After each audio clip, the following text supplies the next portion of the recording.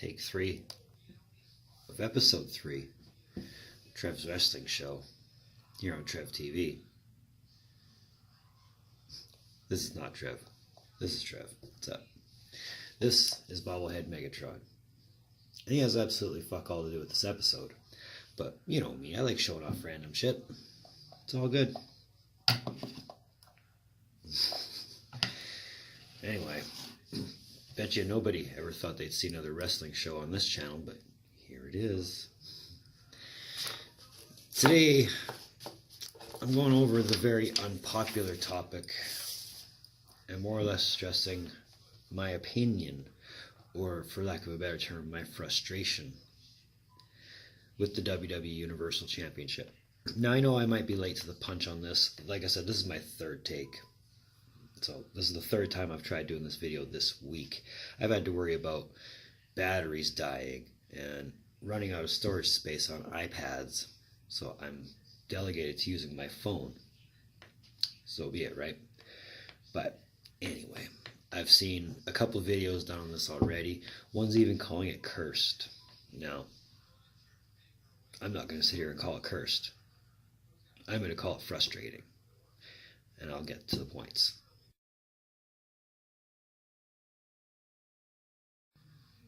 Stop.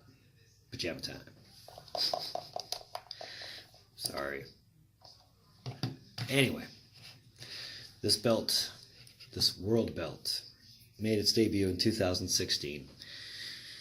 It was officially set to debut at SummerSlam 2016, but before then you had to obviously give Seth Rollins a #1 contender to wrestle with, because he was automatically inserted to the match for being the #1 draft pick to Raw, thanks to the redone brand extension. If you want my opinion on brand extensions, I'll make the video. So you had Finn Balor and Roman Reigns and Sheamus and Cesaro and Kevin Owens. You had a couple more other guys. I forget. I think Sami Zayn was in the bunch. But anyway, it was a series of 4-ways to which Finn Balor won. He beat Roman Reigns, if you can believe that. I think that was his 3rd match on the big brand.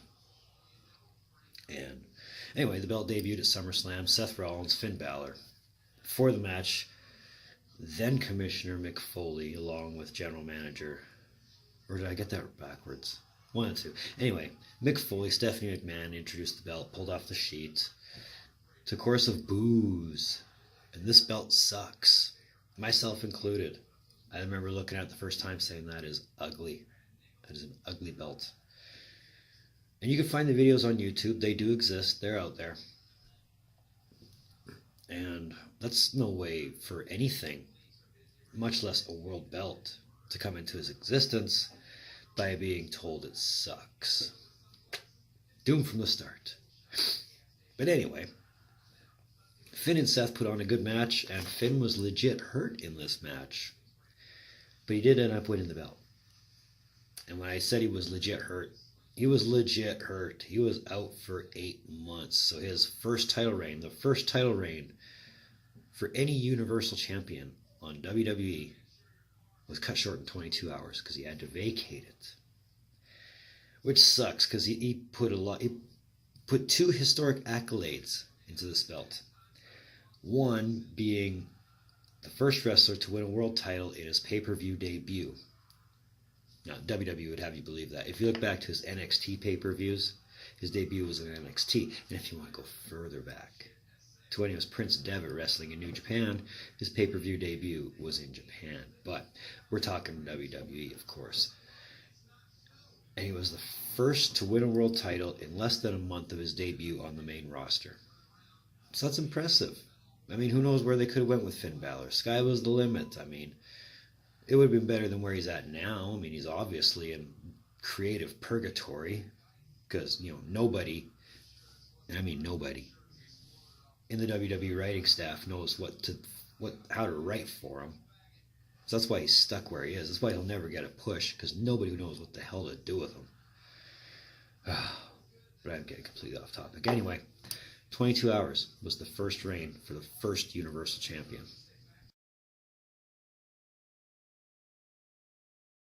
Champ number 2 was Kevin Owens.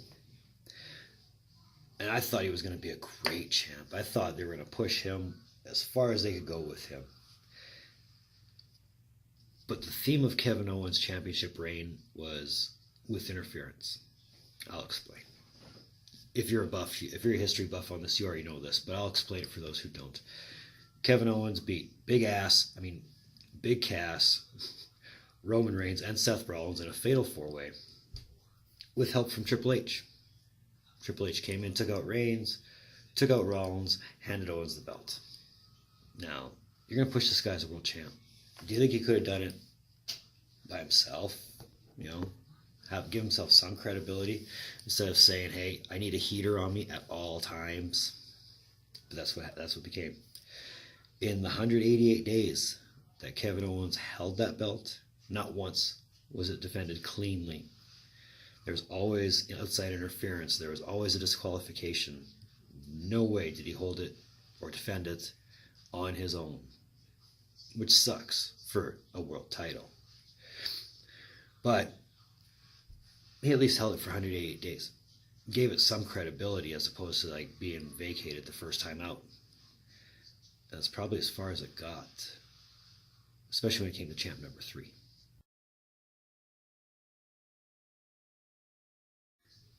Champ number 3 was Goldberg. Goldberg. The guy from the 90s in WCW, the early 2000s. Goldberg.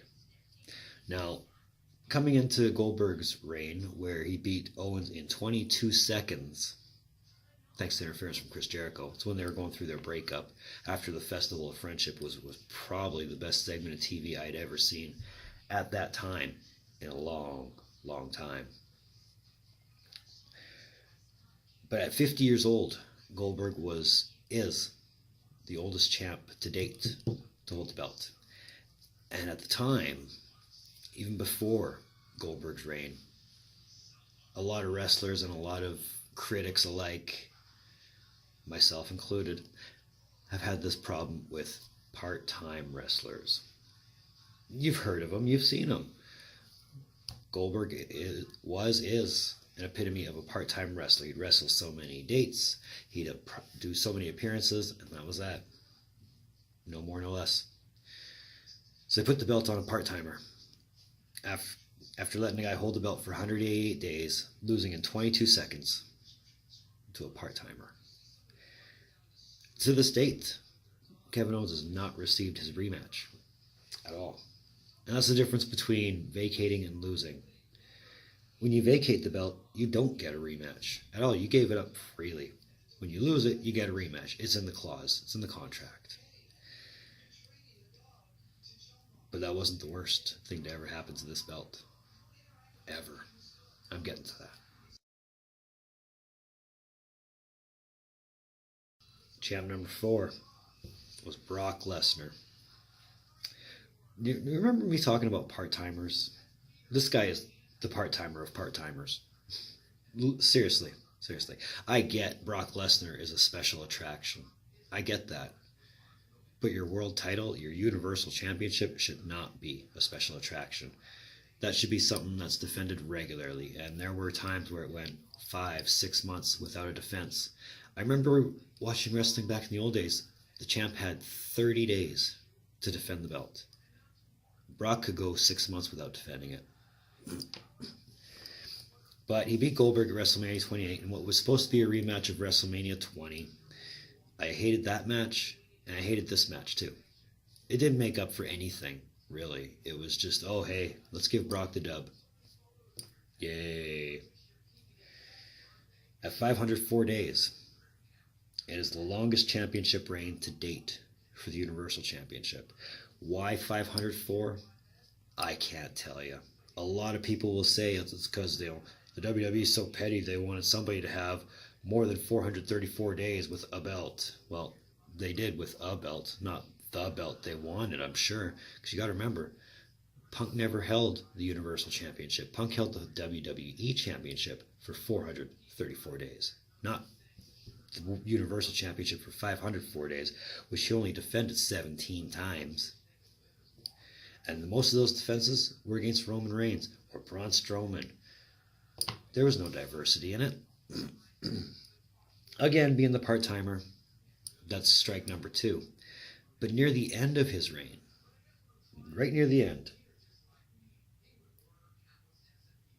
he was being called by wrestlers, authoritative figures, and critics alike as the worst champ ever. Ever. Of every possible champion they've had, for which however many different belts they've had, he was their worst champ ever. That's got to sting. That's got to sting.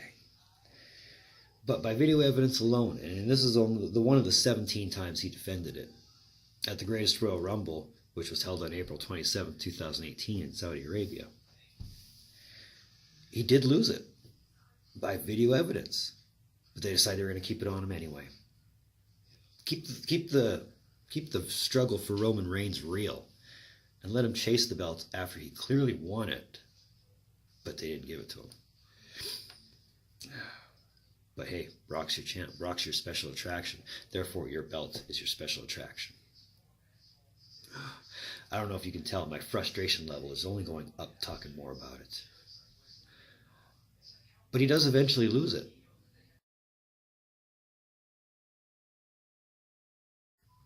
Finally, at SummerSlam 2018, Roman Reigns finally beats Brock Lesnar for the first time in years. At least 3 or 4 different pay-per-views back to back to back to back of chasing Brock for this belt, which by now almost means nothing. Nothing. The guy's barely on to defend it. It hardly makes any noise. But Roman Reigns finally won it. The guy nobody wanted to get behind in the audience won it. They were booing Brock and Roman at the same time because they were champs nobody wanted to get behind. But with Reigns winning it, it wasn't on a part-timer and it wasn't on an old guy. Maybe the belt actually has credibility at this point. Maybe you might actually see some relevance with it.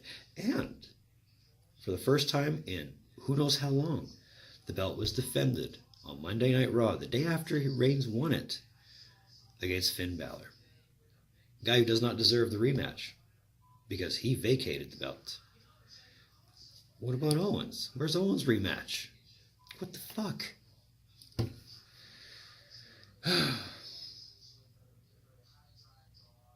It got some credibility. It got some exposure. And it was good to see it on TV again. But after holding the belt for 64 days, after being advertised in the card for Crown Jewel, which was again held in Saudi Arabia, much to a lot of political dismay, which I am not even going to touch at this point. That's politics. I'm not talking politics right now. I already talked politics today. My head hurts. It was supposed to be Reigns, Strowman, and Lesnar in a triple threat for the belt at Crown Jewel. Reigns had to vacate because his battle with leukemia popped back up. It popped back up after being dormant for 11 years. And it's like, well, shit. Now it's vacant again. For the second time in 2 years, it's vacant again. Ain't that some shit? Now I'm finally getting to the part where my battery didn't die this time. And this is why this is take 3. Bye. They had to change the card, obviously, because Reigns couldn't wrestle. Reigns couldn't fly. He had to go for leukemia treatment. So instead of inserting another third man, you got Brock Lesnar versus Braun Strowman.